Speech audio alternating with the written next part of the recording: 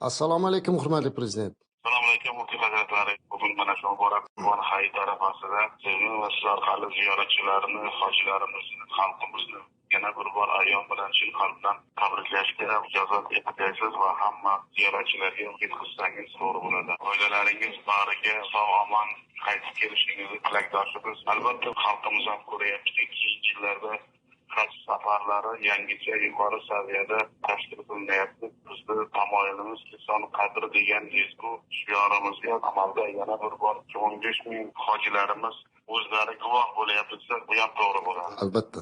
Siz o'zingiz guvoh edingiz, Saudiya podshohligi rahbariyati bilan o'tkazilgan muloqotlarimiz natijasida ziyoratchilarimiz bu yil ham juda katta misli ko'rilmagan sharoitlar yaratilsa adolatdan bo'ladi.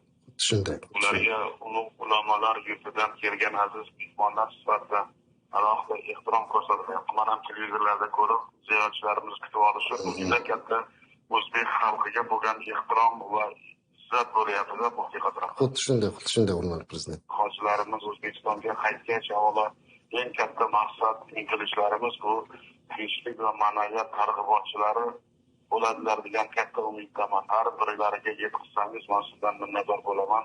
Bo'lgani oilada, mahallada ahillik, mehr-oqibat, muhitini mustahkamlash uchun sidqi dildan xizmat qiladilar deb ishonaman. Ikkinchidan, ularning yoshlarimizni sog'lom e'tiqodga, ilm ma'rifatga, kasb-hunarga da'vat etish, muhtojlarga ko'mak berish yo'lida qilgan ishlaringizni, tajribalaringizni namuna ko'rsatayotgan yuksak qadrlayman va uni davom qiladilar deb ishonaman. Inshaalloh.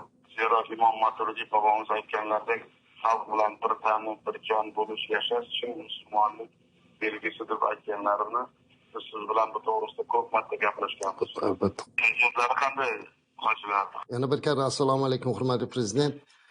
Alloh taologa shukrki, sizni ko'rsatmalaringiz bilan haj mavsumi juda ham muvaffaqiyatli o'tmoqda. 15 ming nafardan ziyod ziyoratchilarimizning kayfiyati juda ham yuqori. Yaratilgan sharoitlar, ko'rsatilayotgan xizmatlardan behad mamnunlar. Makka va Madina shaharlaridagi eng shinam mehmonxonalarda hojilarimiz istiqomat qilishmoqda. Xonalardagi sharoitlar, ko'rsatilayotgan xizmatlar barchani xursand qilyapti. Ayniqsa Madina-i Munavvaradagi 5 yulduzlik Zamzam Pulma mehmonxonasida bo'lib turgan hamyurtlarimiz payg'ambarimiz alayhissalomning ravzalaridan 150 metr masofada. Har safar ravzaga chiqib el yurtimizga xususan sizni haqqingizga duolar qilishdi, hurmatli prezident. Hozir sizni ko'rsatmangiz bilan haqiqatda kundan kunga, yildan yilga haj ishlarimiz rivojlanib bormoqda. Oshxonalarda ham barcha qulayliklar yaratilgan. Bir necha ming kishilik oshxonalarda yurtimizdan kelgan oshpazlarimiz tomonidan milliy taomlar qilib berilyapti. Shirinliklar, hamma mevalar tortiq qilinmoqda. Hojilarimizni sog'lig'ini doimiy kuzatib turish uchun 50 nafar oliy toifali shifokorlar jalb etilgan. Ular orasida professor, fan doktorlari, nomzodlari ham bor.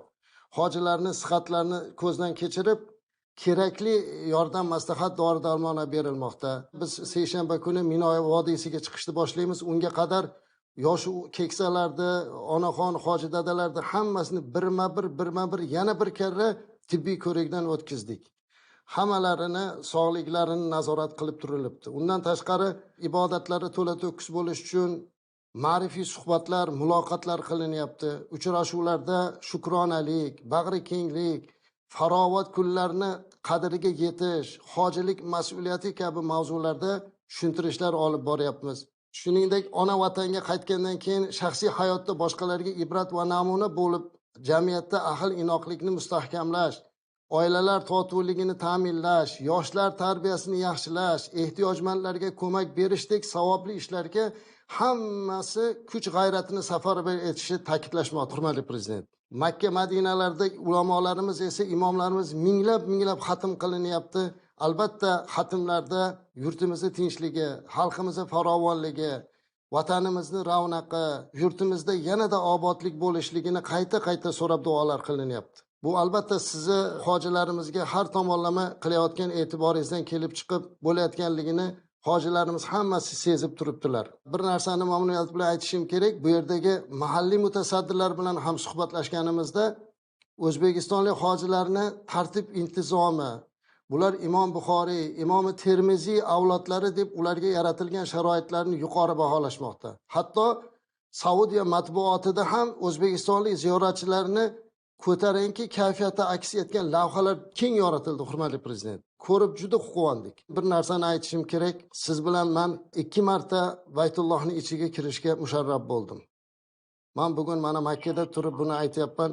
2 marta Ka'batullohga kirdik va u yerda men guvoh bo'ldim. Payg'ambarimiz alayhissalom sajda qilgan joyga siz boshingizni qo'yib, o'sha joyda ham xalqim, xalqim, yurtim, vatanim deb qilgan duolaringiz haligacha meni qalbimni tub-tubidan joy oldi. 15 ming hoji bilan birgalikda aytdikki, endi biz Arofatda duo qabul bo'ladigan joyda siz yaxshi ko'rgan, siz sevgan mana shu vatan, shu xalqingiz va xususan sizni haqqingizga duo qilish bizni burchimiz deb niyat qildik, hurmatli prezident. Albatta biz sizni bu g'amxo'rliklaringizni har bir ziyoratchi yurakdan his qilib turibdi. Fursatdan foydalanib 15 ming hoji hammalari siz bilan muloqotimizdan xabardor edi.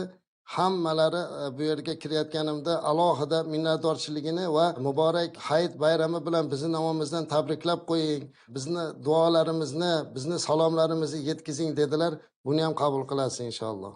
Muftiy hazratlari barcha ziyoratchilarga mani yana alangali salomlarim, mehrimni yetkazing. Yaratgandan yana bir bor muqaddas haj ibodati ato etib, ona yurtimizga sog' omon qaytishlarini so'rab qolaman. E'tiboringiz uchun katta rahmat. Bizdan xabar olishligingiz bu albatta tahsinga loyiq. Alloh sizni salomat qilsin. Umringiz uzoq bo'lsin ilohim. Ko'p yillar mana shunaqa yurtimizni, xalqimizni, ayniqsa kelajak yoshlarni baxti saodati uchun o'zingiz rahbarligida qilinayotgan har bir qarorlarni ijrosida biz bilan birga yelkama-yelka turishligingizni, Alloh taolodan sizga madad bo'lishligini so'rab duolar qilib qolamiz. Katta rahmat. Ko'rishguncha sog' omon bo'ling. Tashakkur, rahmat.